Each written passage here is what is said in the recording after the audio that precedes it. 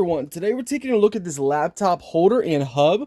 So your laptop will need a Type-C port to be functional with this, or you could just use it with the holder itself. But let's go ahead and show you. So we got our nice sleek laptop right here.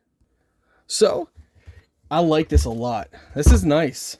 It's adjustable, so you can move it over. Now if you tilt it this flat like this, you might want to put like a paperweight right on here, but you could tilt it forward like this. You can even have it like this, so it could be straight down.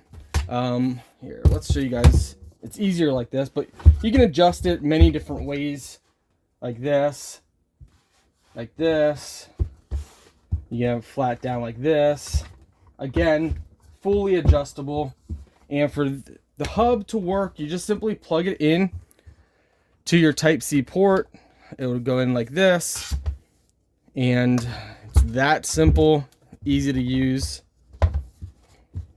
But it's a very nice laptop holder.